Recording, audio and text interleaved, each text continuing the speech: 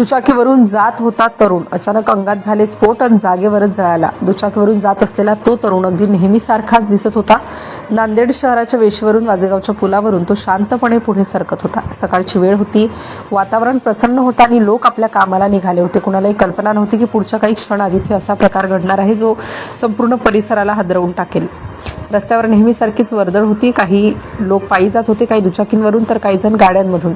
पुलावरून जाताना खाली वाहणाऱ्या पाण्याकडे पाहत अनेक जण थांबले होते, पण त्या गर्दीतला एक तरुण कोणाच्याही नजरेत विशेष भरत नव्हता। तो दुचाकी चालवत पुढे जात असतानाच अचानक काहीतरी विचित्र घडायला सुरुवात झाली। सुरुवातीला हलकासा धूर दिसला, काही क्षणातच त्या धुराचं रूपांतर ज्वाळांमध्ये झालं। लोकांना काही समजण्याच्या आत दुचाकीने पेट घेतला। जवळ उभ्या असलेल्या लोकांनी सुरुवातीला हा साधा अपघात असेल असं गृहीत धरलं। कुणीतरी ओरडला, पाणी आणा, तर कोणी मोबाईल काढून व्हिडिओ शूट करायला लागला। पण काही सेकंदात परिस्थिती नियंत्रणाबाहेर गेली। आग इतक्या वेगाने पसरली की त्या तरुणाला स्वतःला सावरायलाही वेळ मिळाला नाही। तो दुचाकीवरून खाली पडण्याचा प्रयत्न करत होता, पण ज्वाळांनी त्याला वेढून टाकलं होतं। आसपासचे लोक घाबरले होते, पण कुठेही पुढे जाण्याची हिंमत करत नव्हतं। अचानक एक मोठा आवाज झाला, जणू काही स्फोट झाला होता। लोक एकदम मागे सरकले। काय झालं असा प्रश्न सगळ्यांच्या चेहऱ्यावर दिसत होता। पण काही क्षण शांतता पसरली, पण लगेच पुन्हा एक आवाज झाला। आता मात्र भीतीचं वातावरण निर्माण झालं। एक स्फोट, मग दुसरा आणि मग आणखी एक। लोकांना कळेना की नेमकं काय चाललेलं आहे। काही जण म्हणत होते दुचाकीचं पेट्रोल टाकी फुटली असेल, तर काही जण कुजबुजत होते हे काहीतरी वेगळंच आहे। त्या तरुणाच्या अंगातूनही विचित्र आवाज येत होते, जणू काही आतून काहीतरी फुटत आहे असं भासत होतं। हा प्रकार पाहून प्रत्यक्षदर्शींच्या अंगावर काटा आला। कुणीही पुढे जायची हिंमत करत नव्हतं। दरम्यान पुलाजवळ असलेल्या ईदगाहवर नमाज सुरू होती। मोठ्या संख्येने लोक तिथे जमले होते। आवाज ऐकून एकमेकांनी मागे वळून पाहिलं। अनेकांनी मागे वळून पाहिलं। काही जण धावत घटनास्थळाकडे आले, पण ते दृश्य पाहून तेही थबकले। आग इतकी भयंकर होती की त्या तरुणाला वाचवणं अशक्य वाटत होतं। ज्वाळा आकाशाला भिडत होत्या, धूर दाटून आला होता। काही जणांनी अग्निशमक दलाला फोन केला, तर काहींनी पोलिसांना कळवलं।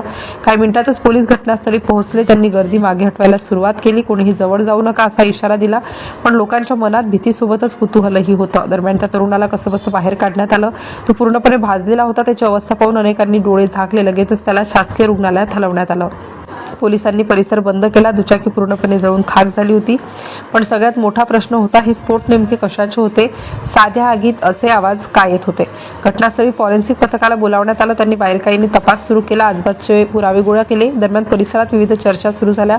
कोणी म्हणत होता हा अपघात आहे, तर कोणी म्हणत होता हा घातपात असू शकतो। काहींनी तर यामागे मोठं षडयंत्र असल्याची शक्यता वर्तवली।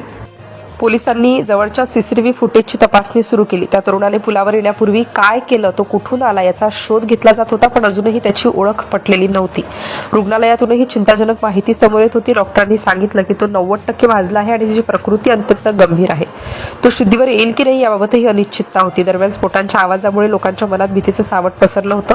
काही जण म्हणत होते की त्याच्याकडे काहीतरी धोकादायक वस्तू असावी, तर काही जण म्हणत होते की ही केवळ दुचाकीची तांत्रिक बिघाड असू शकतो। फॉरेन्सिक तपासात काही महत्त्वाचे धागेदोरे सापडले। जळालेल्या वस्तूंमध्ये काही असे तुकडे होते जे साध्या अपघातात सहसा दिसत नाही, त्यामुळे संशय अधिकच गडद झाला। पोलिसांनी त्या तरुणाच्या कपड्यांचे विशेष तपासले। त्यातून काही रासायनिक पदार्थांचे संकेत मिळाले। कायची चौकशी सुरू होती। प्रत्येक गोष्ट बारकाईने पाहिली जात होती। दरम्यान शहरात या घटनेची चर्चा जोरात सुरू होती। सोशल मीडियावरही विविध अफवा पसरत होत्या। कुणी काही सांगत होतं, तर कुणी काही वेगळंच। पोलिसांनी मात्र संयम ठेवत तपास सुरू ठेवला। त्यांनी स्पष्ट केलं की कोणताही निष्कर्ष घाईने काढला जाणार नाही। प्रत्येक कोणातून तपास केला जात आहे आणि अखेर तपासातून समोर आलेली माहिती हळूहळू स्पष्ट होऊ लागली। जे स्फोट लोकांना गूढ वाटत होते, ते प्रत्यक्षात दुचाकीच्या पेट्रोल टाकी आणि काही ज्वलनशील वस्तूंमुळे झाले होते। त्या तरुणाकडे कोणतेही स्फोटक नव्हते, ना हा घातपाताचा प्रकार होता। ही एक दुर्दैवी अपघाताची घटना होती, ज्यात तांत्रिक बिघाड आणि ज्वलनशील पदार्थांच्या संपर्कामुळे आग भडकली आणि स्फोटांसारखे आवाज झाले।